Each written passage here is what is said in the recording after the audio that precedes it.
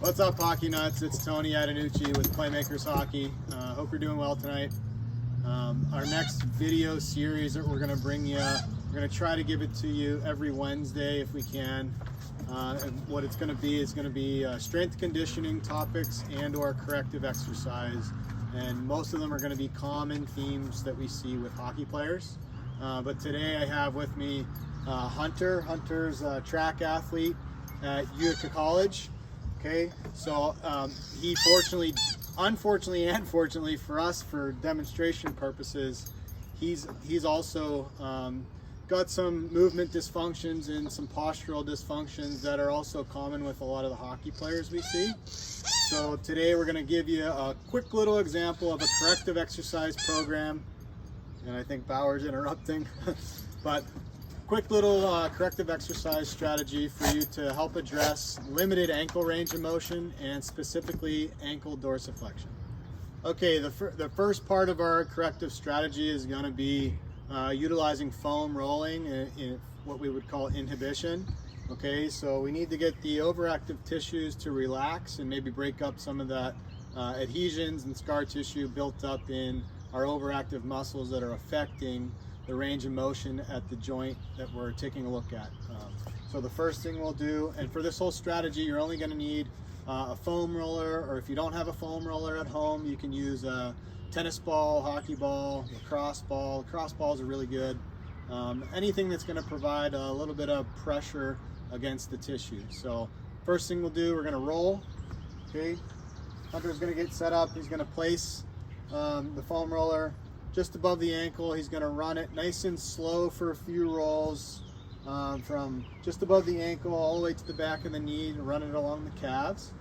Okay, and when he feels one of those adhesions, when he feels one of those trigger points and some pain, he's going to find the worst spot. He's going to hang out and pause on that spot, and he's going to go through some deep breathing cycles until we get to about the 30-second mark, and he'll feel a little bit of a release, and that's when he knows he's finished. So what we like to do with the breathing, it's going to be in through the nose for your inhale for a nice deep 3-second breath, and then out through the mouth with pursed lips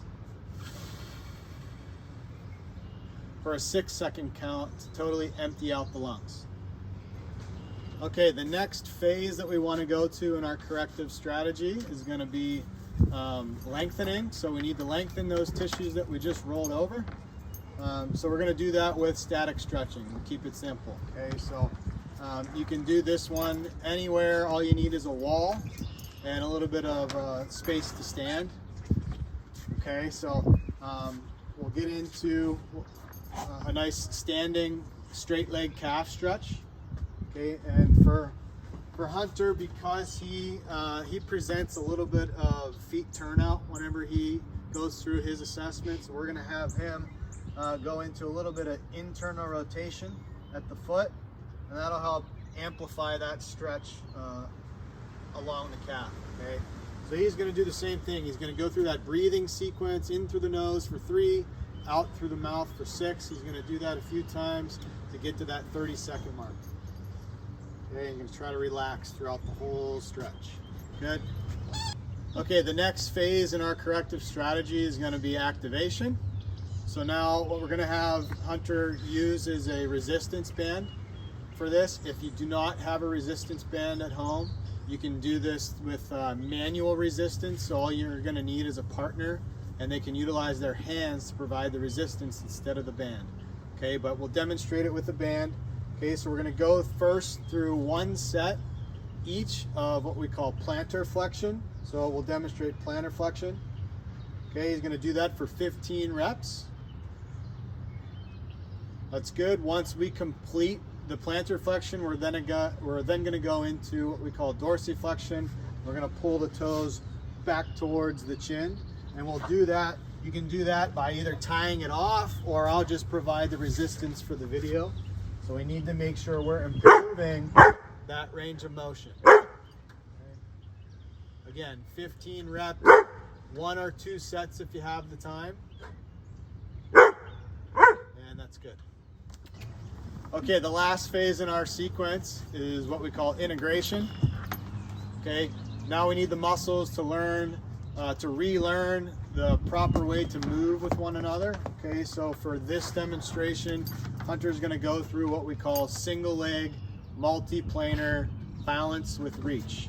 Okay, so we're trying to get that movement pattern down at the foot and ankle complex to see if we can go through a full range of motion with appropriate balance. Okay, so we'll get Bauer out of the way here. Ready? Okay, and then Hunter's going to go ahead and demonstrate single leg multiplanar balance with reach.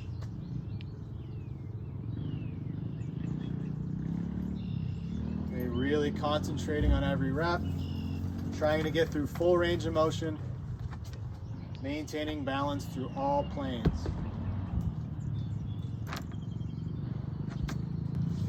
Okay, thanks Hunter for demonstrating with us.